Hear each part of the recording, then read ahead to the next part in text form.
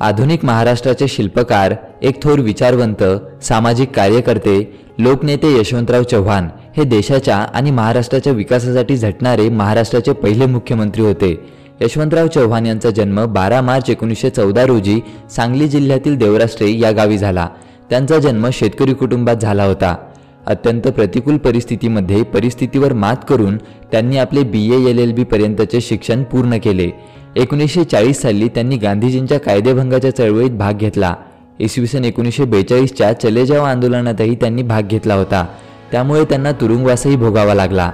1946 मध्ये त्यांची संसदीय सचिव म्हणून नियुक्ती करण्यात आली। महाराष्ट्राची स्थापना झाल्यावर त्यांना पहिले मुख्यमंत्री होण्याचा मान मिळाला। महाराष्ट्रातील शेती आणि औद्योगिक क्षेत्राच्या विकासाचा पाया घालण्याचे काम त्यांनी केले। त्यांना राजकारणासोबतच समाजकार्य, साहित्य, लेखन, कला इत्यादी क्षेत्रातही आवड होती। त्यांनी इतर महत्त्वाच्या पदांवरही कार्य केलेले आहे। त्यांचे कर्तृत्व महान होते। ते प्रगत विचारांचे नेते होते। महाराष्ट्राला यशाच्या शिखरावर चढवण्यामध्ये त्यांचा मोलाचा वाटा आहे। 25 नोव्हेंबर 1984 मध्ये त्यांना हृदयविकाराचा झटका आला आणि त्यातच त्यांचा मृत्यू झाला। यशवंतराव चव्हाण यांनी आपल्या कर्तबगारीने आणि त्यांच्या मौलिक विचारांनी महाराष्ट्राला यशाच्या वाटेवर आणून सोडले होते। तर आज या व्हिडिओमध्ये आपण महाराष्ट्राचे पहिले मुख्यमंत्री यशवंतराव चव्हाण यांचे 46 प्रेरणादायी सुविचार बघणार आहोत। त्यामुळे हा व्हिडिओ शेवटपर्यंत नक्की बघा। चला तर मग आजचा व्हिडिओ सुरू करूया।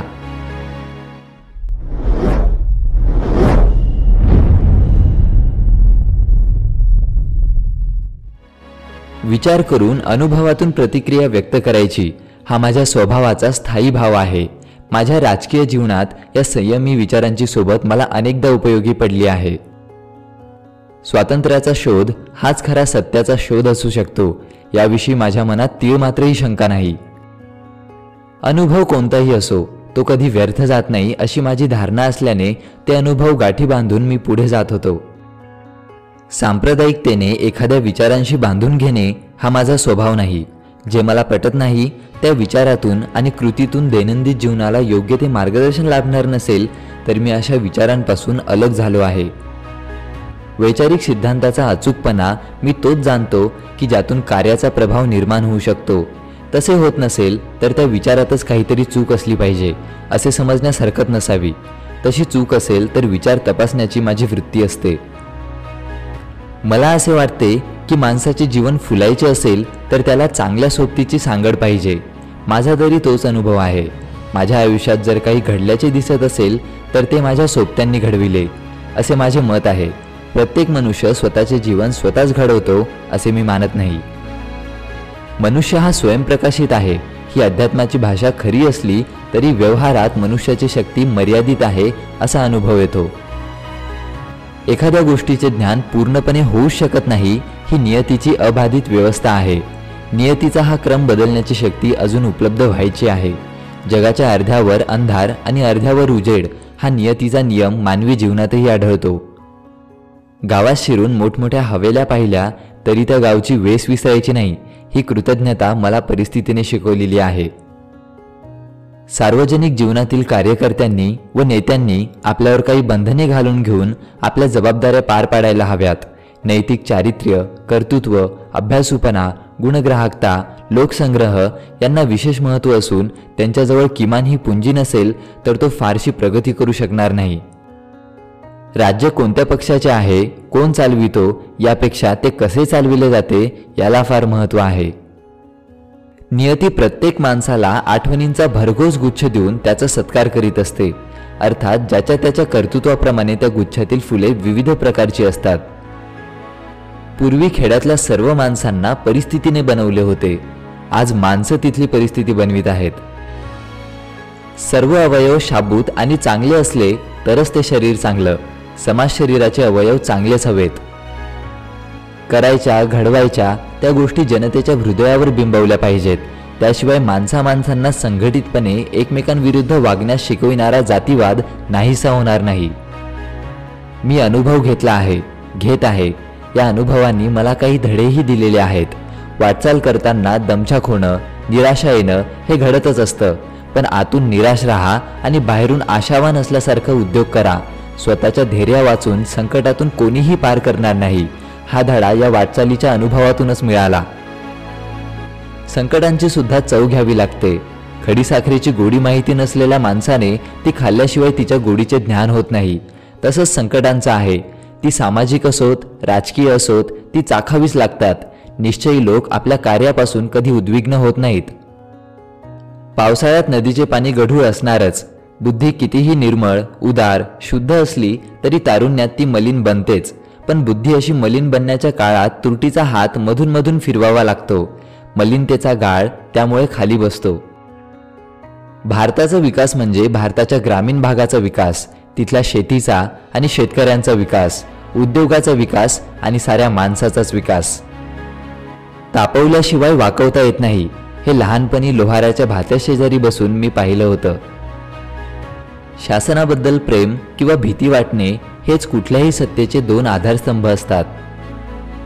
अशी काही दुःखे असतात की काळाचा कितीही प्रवास त्यावरून वाहून गेला तरी त्याचा चटका विसरता येत नाही. दोन नद्या एकात एक मिसळतात तेव्हा दोन शक्तींचे मिलन झाल्याचे ते दर्शन असते. दोघी एकरूप होऊन एकजीव होऊन पुढे जातात आणि हजारोंचे जीवन संपन्न करतात. माणसामाणसांचे असे मिलन होईल, विचारांचा संगम होईल आणि माणसे एकजीव बनून कर्तृत्व करतील तरच सारे सुखाने नांदतील. त्यांचे जीवन संपन्न बनेल. राग, द्वेष, स्पर्धा, शत्रुत्व त्या संगमात विरघळून जाईल आणि विशुद्ध जीवनाचा स्रोतच पुढे जात राहील. आयुष्य हे घोडेस्वारासारखे आहे असे मला नेहमीच वाटते. दऱ्याखोऱ्यातून घोडेस्वाराला नेहमीच धावावे लागते. डोंगर दऱ्या पार कराव्या लागतात आणि सुखरूप राहावं लागते. मनाची स्थिती मोठी विलक्षण असते. क्षणात आनंद, क्षणात खिन्न, तर क्षणात विमनस्क. पण असेही वाटते की मनाने केले जाते तेच खरे कर्म. मनाच्या निश्चयाने जे केले जाते त्याचा नाश करण्यास कुणीही समर्थ नाही. सर्वज्ञ असो, बहुज्ञ असो, नियतीला, सृष्टीनियमाला बदलण्यास कोणीही समर्थ नाही हेच खरं. म्हणूनच नाश पावलेल्यांची उपेक्षा करावी लागते आणि जीवनात जे प्राप्त होते त्याचा अंगीकार करावा लागतो.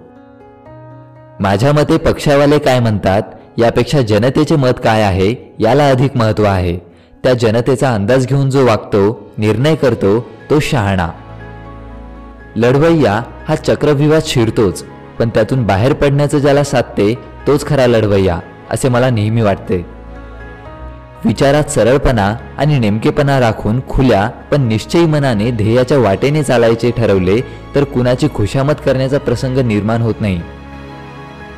लोकशाही म्हणजे लोकांचे राज्य आणि एकभाषी राज्यामुळे लोकांचे राज्य होण्यास मदत होते ही कल्पना मान्य करायला पाहिजे. शेवटी लोकशाहीत लोक हाच कोणत्याही कार्याचा आधार. लोकांच्या भावनांचा विचार हाच प्रधान विचार. आपली जी साध्य आहेत त्यांच्यासाठी प्रयत्न करताना लोक आपल्या बरोबर असतील तर मनाला असणारा उत्साह द्विगुणित झाल्याशिवाय राहणार नाही. संयुक्त महाराष्ट्र हे मी साध्य कधीच मानले नाही. ते एक साधन आहे असे माझे मत आहे. मराठी मने एकसंध करणे हे पहिले साध्य आहे असे मी मानले आहे. तख्त कोणा एका व्यक्तीचे नाही, कोणा एका धर्माचे नाही, कोणा एका वर्गाचे नाही. ते या देशाच्या 40-45 कोटी लोकांचे आहे आणि त्यांचे रक्षण करणे तुमचे आमचे कर्तव्य आहे. तुमचे आमचे हे तख्त जोपर्यंत चंद्रसूर्य उगवत राहतील तोपर्यंत कायम राहिले पाहिजे, कारण ते आमच्या स्वातंत्र्याचे व लोकशाहीचे प्रतीक आहे. अशा तऱ्हेची देशभक्तीची भावना आपल्या मनात फुलली पाहिजे. आपल्याकडे निवडणुकी आल्या की आपण जागे होतो. मग कोण कोण कार्यकर्ते आहेत, कोणाकोणाच्या मनात बाशिंग बांधायचे आहे याचा शोध सुरू होतो. परंतु अशी परिस्थिती असणे उपयोगाचे नाही. ग्रामीण पद्धतीने सांगायचे झाले तर पहिलवान असा तयार असला पाहिजे की सांगेल तेव्हा तो कुस्तीला उभा राहिला पाहिजे. अगोदर करार करून आणि मग खुराक खाऊन अमक्या अमक्या तारखेला कुस्ती लढवतो असे म्हणणे ही कुस्ती नव्हे. बोलणे झाल्याबरोबर अर्ध्या तासाच्या आत तो मैदानात आला पाहिजे आणि कुस्ती झाली पाहिजे. कोणत्याही कार्यकर्त्याने आंधळे असू नये. आंधळा दुनियेत हिंडू शकेल पण आंधळ्याच्या मागे दुनिया जाऊ शकणार नाही. धर्म हा व्यक्ती आणि परमेश्वर यांच्यामधला संबंध आहे. हिंदू आपल्या मंदिरात परमेश्वराला आळविण्याचा प्रयत्न करतो तर मुसलमान आपल्या मशिदीत अल्लाशी संभाषण करण्याचा प्रयत्न करतो. ख्रिस्ती आपल्या चर्चमध्ये परमेश्वराला हाक मारतो तर शीख गुरुद्वारामध्ये परमेश्वराची प्रार्थना करतो. परंतु हे सर्व संपल्यानंतर मंदिरातून, मशिदीतून, गुरुद्वारातून किंवा चर्चमधून जो माणूस बाहेर पडतो तो हिंदू नाही, मुसलमान नाही, शीख नाही आणि ख्रिस्ती नाही. तो फक्त भारतीय आहे. ही भावना आपल्या मनात रुजली पाहिजे। पक्ष चालतात ते निष्ठेने चालतात हे जरी खरे असले तरी लोकशाहीत पक्ष हे विचारांच्या निष्ठेने चालले पाहिजेत असा तुमचा आमचा आग्रह असला पाहिजे।